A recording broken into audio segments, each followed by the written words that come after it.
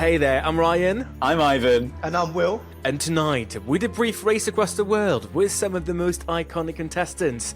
This is the podcast where we watch reality TV, so you don't have to. Welcome to episode 14 of It's Just a Game.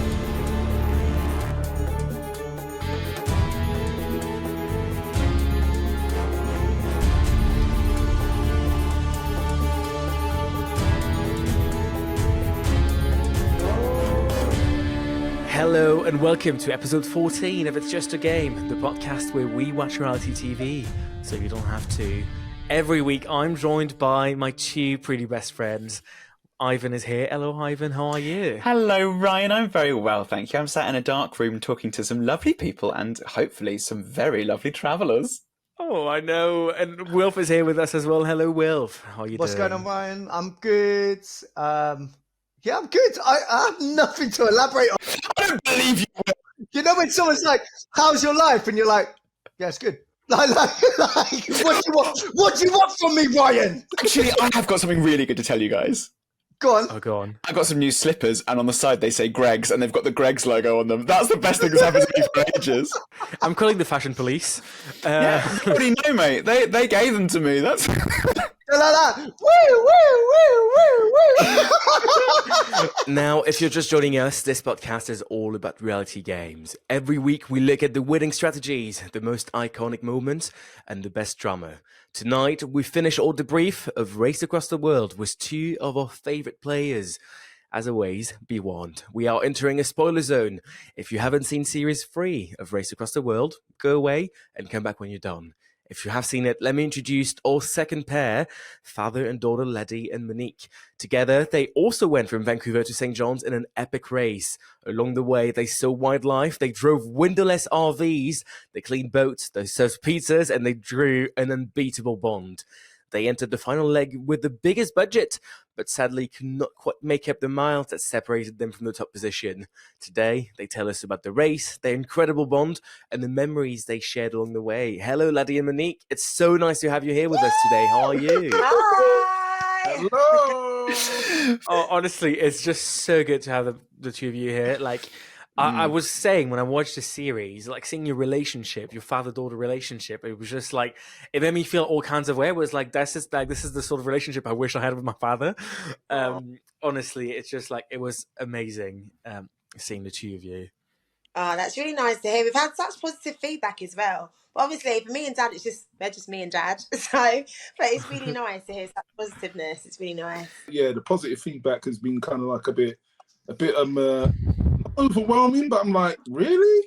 But mate, Laddie's sitting there and everyone keeps it. Listen, I'm a dad too, right? So Laddie's sitting there with people going, excuse me, how do I be a dad? And Laddie's just like, I don't know, bro, just be a dad. You know what? I was thinking, right? So Laddie, we talk about your father-daughter relationship. Well, both of you guys, yeah. And you must have had a relationship before you went in, obviously, that was specific, but how has that changed since the race? Or if not, then that's fine, but has it changed at all? No, I don't think our relationship has changed. It's business as usual with me and Monique. Mom says, Dad, I want this, and I groan and think, oh no. Afterwards, I bow to the pressure of Mon, innit? You know, Dad, I want this.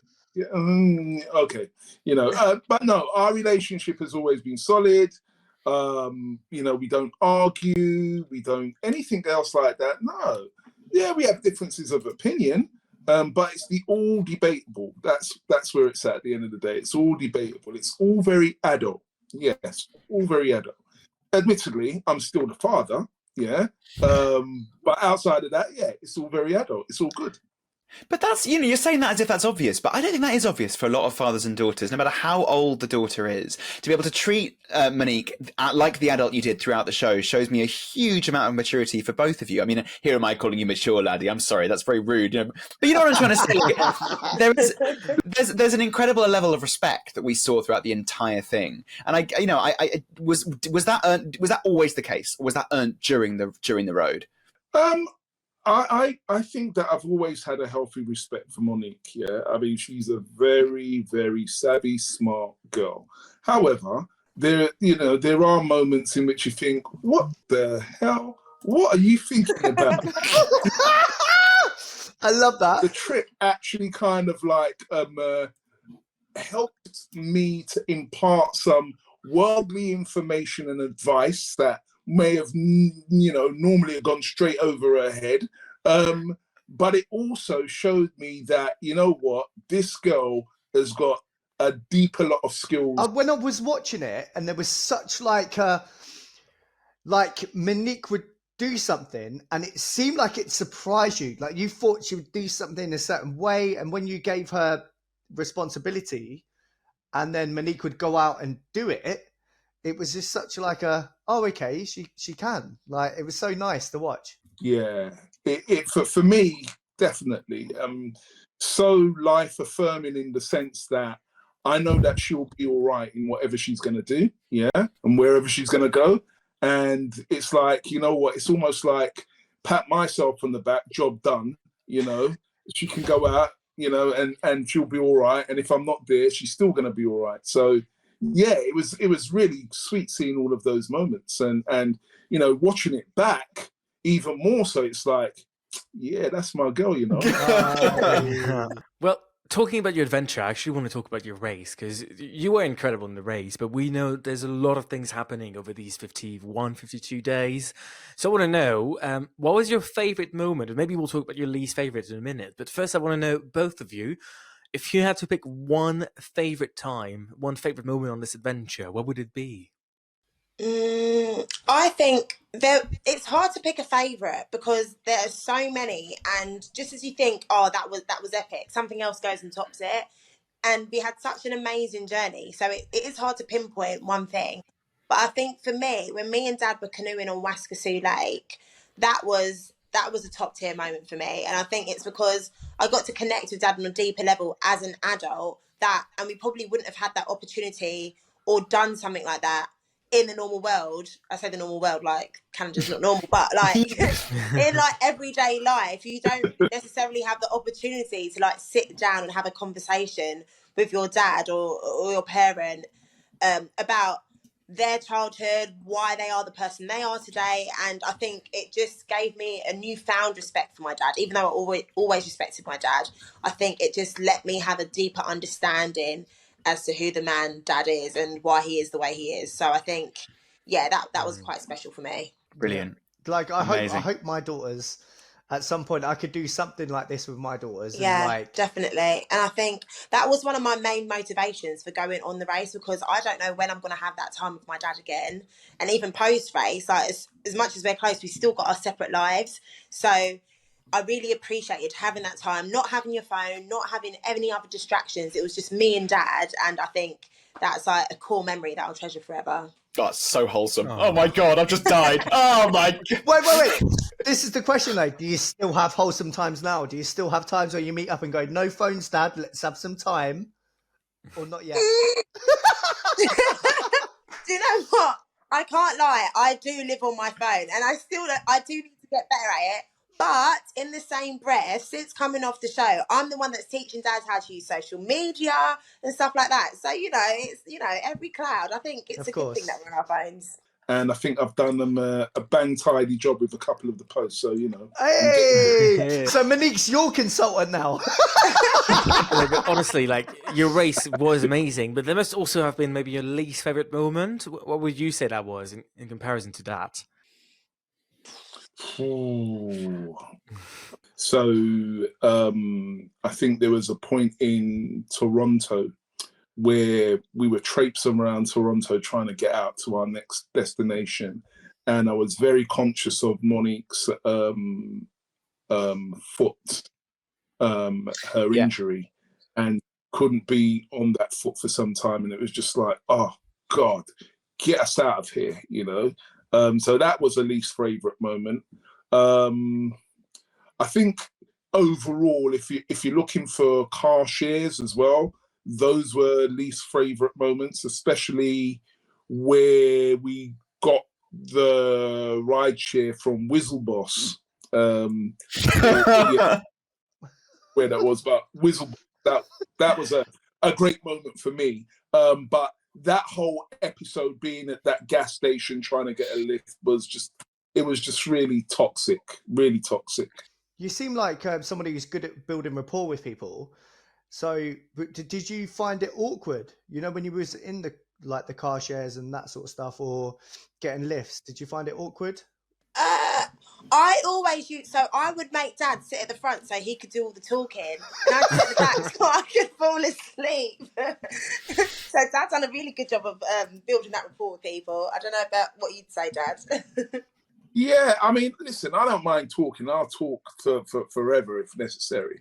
So I didn't find that part in terms of forming relationships with people, because the mere fact that they've agreed to ride share, give you a ride share, is almost an indication that they are sociable, they're hospitable, they want to talk, they want to engage in some form of relationship with you. So that's easy.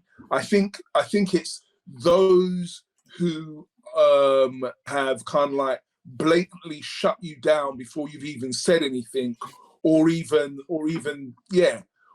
indicated that that's what you're looking for. For all you know, I could be like asking for a direction, and it's just like, no, don't talk to me, or wind up your window, or turn your back on you, and things like that. Those are the most disheartening kind of like moments. But to engage with people randomly, it's all right. I find that quite easy. Well, I want to ask more about Whizzle. Did you say Whizzle Boss? Is that his name, Whizzle Boss? Yeah. Oh yeah, Whizzle Boss. I mean, amazing. All right, so that for me was a defining moment of the season. So you had been experiencing you said insidious. Let's call it what it was, racism, right? And we were seeing that through your eyes, and maybe you experienced that through the whole journey, or maybe just that day particularly. But that must have been fascinating for you. And if you feel okay sharing, I would love to know how you feel your culture and also your appearance affected the entire race, but also then on the flip side of that, how it felt to be able to make connections, real connections with people where that no longer mattered. Look, without a shadow of a doubt, we face racism, yeah. Anywhere that we went to get a ride share somewhere, we did face racism in certain places. Certain places, people were just hospitable. Even though they couldn't help you out, they were really kind about it and really engaging about it still, but there were other peoples that were just downright nasty, and that. It's not nice, but you accept it for what it is, yeah? But to keep repeating and putting yourself in that situation that's the hardest, because back home, you wouldn't do that. You got to knock back once, and it's like, no, I've got my own means to get wherever I need to get to, or whatever, So, but in this race, in this journey, you had to keep putting yourself back in that situation time and time again. So that was the real horribleness of it all, And as a father, you don't want your daughter or your children to go through that. You try to protect them as best as you can, yeah? It's like, this is the game, we got to play it as best as we can. I mean, they are beautiful people out there in Canada. I mean, absolutely beautiful. I mean, literally brought me to tears, some of the kindness that was shown to us, So for me, we've seen that, it is like, there are bad people in the world, but I truly do believe that there are more good people than bad, and our journey showed us that. It's lovely. And I just want to touch on one thing that really grated me as you said that, is the fact that when you were going through this race, you had to just tolerate it. And I just don't, for me, that's tolerance is like, it's one of the British values, right? Tolerance. Have you opened a newspaper, Wilf? I don't care, but we shouldn't tolerate certain things. And to be somebody like from an ethnic minority, to have to just tolerate it just to get through it, like that's it's not right. Like it must have been harder for you to go through that, because other people taking part in the race wouldn't have the prejudice that other people would have had. Sorry, my English is not great, but I was trying to buffer as I was speaking. Wilf's trying to hit the word limit. I buffer quite a lot. Yeah, it takes me time to get my words out. But do you get what I mean? Like tolerating that stuff. Yeah, tolerance is just. Ugh. I hear what you're saying, and I think for me, and I do this in my everyday life, you sort of have to think of it as you're not tolerating it, but you're just allowing other people to have their opinions and have their prejudice, because you can't change everyone. No matter how much you speak about how you feel, no matter how much people see it, there's no, like, you actually can't change everyone. So there's no point dwelling on negativity. Why would I allow the negative things that happened affect us? Because then that my outlook and my memories from the race would have been tarnished in a sense. So I think in life you just have to have a positive outlook sometimes and think, well, that's your opinion, that's your ideas, it's not mine, and I'm just going to get on with it and have the best time that I can, because you can only control what you do. Yeah, and I suppose with someone who's so stuck in their ways, if you're going to try to change their opinion, it might just make them even more set firmly in their beliefs because they're that prejudiced already. Yeah.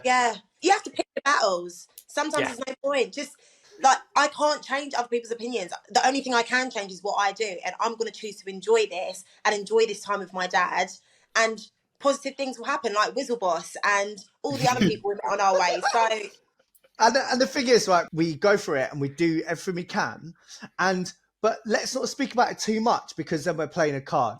That pisses me off, man. It pisses me off. I'm glad you said that. Oh, I'm so glad you said that. I'm so glad you said that, because since coming off the show, obviously other people have been on radio interviews and things like that, and I think some people have poked and said that we're bringing out, there's this card, and I said to Dad, like, where's this card? Like, if there's a get out of jail free card, I want it, but there is no card. So, like, excuse me, where's my card, bro? That's not my card. Hey! I wonder who said that. They were like, now I want to move on to talk about the rest of your race generally. And I think something I really enjoyed in your relationship was how in some legs, Ladi, you were taking the lead. In other legs, Monique, you were taking the lead. You just let the other one take the lead, and somebody else would be the sort of passenger. Was this an act of choice? Was it something you consciously did, and how easy did you find it to just trust each other in that sort of time, the sort of movement, really? I think for me, it really was about, giving Monique the lead. I wanted her to be the leader, experience these things, show me what you can do, sweetheart, do everything, be the person that I believe you to be. And that's how it was. I mean, at the beginning of the race, most of the time it was me that took on board the lead role. But, third of the way in, no, this is you, Monique. You plan. You do what you need to do, yeah? And I'll back you. Whatever you're going to do, I'll back you. Budgetary-wise, we had a strategy at the beginning. We stuck by it. She was the, the Attorney General, the Treasurer, the everything, yeah? I mean, so much so that, I couldn't even get oranges on the journey at all. I mean, not one. Not one. I could have been suffering from scurvy, and this girl would not have allowed me to. I mean, it's a cost of living crisis, isn't it? Exactly. I mean, it really was. I really did, want Monique to be in charge, take that lead, and navigate herself and me through this journey. And she done absolutely blinding. Monique, don't think we didn't notice that you spent exactly 12.5% of your budget each episode, and there were 8 episodes. We noticed and we appreciated it. I was so meticulous. I literally wrote everything to the cent. If that orange must have been like 50 cents over budget, I was like, Dad, put it back. You're not having it. But you can have this tangerine for a quarter of the price.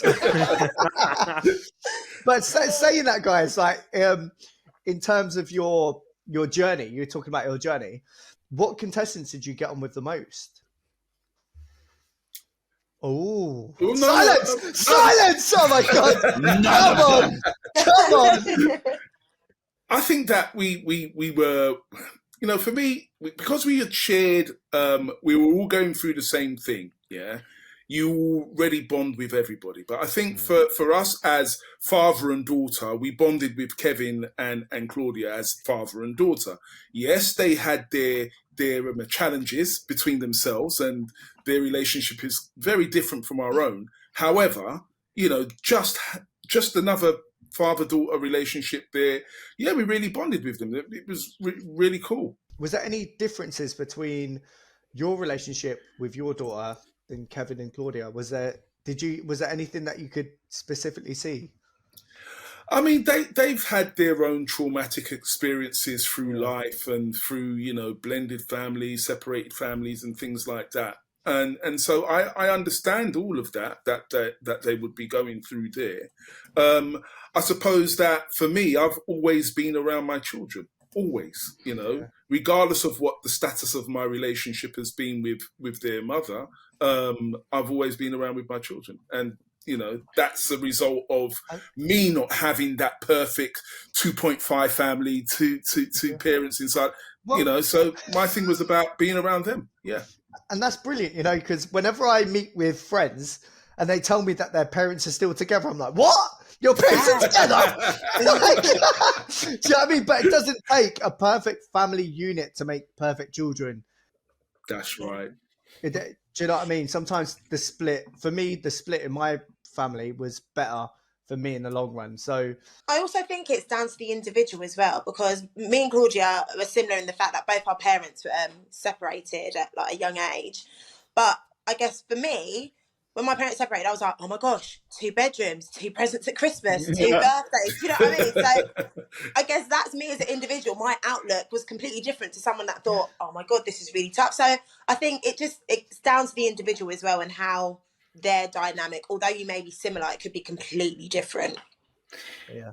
All right, let's talk strategy, guys. So, you know, you came third, bloody brilliant. You got to the finish line. That's a massive achievement in itself. What made you different from the other teams? What did you do that they didn't think of? What are you most proud of in terms of your game plan and strategy?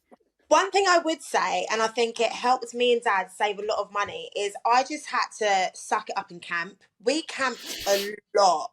I think it was I'm not sure what leg it was in, but we got all our camping gear for free because we met this lovely woman named Liz. She helped us out. In Terrace. Yeah. And I think we roughed it, and I think initially I was like, no, I'm not going to rough it. I'm going to come across a millionaire and he's going to help us stay in like a nice hotel. But like reality set in, and I was like, Monique, even though you don't like it, you're just going to have to do it. And I think we had to camp, and there was times where it's like paying for a hotel or motel, whatever, or camping, which was a cheaper alternative. And I think that really helped us, but budget-wise anyway. It's only impossible when you're stuck in a city because you can't camp in a city. So it only works when you're in a rural place, right? Yeah, but then we was in a city. What was that small city where I think it was the biggest city in Canada or something? And there were campsites. I think because Canada's so vast, you do find little pockets of places. And I think when we were in cities like Toronto, we just had to do overnight buses. I'm imagining you in like a park in the middle of Toronto, just pitching your tent amongst the pigeons. Just be like, sun's going down, time to pitch.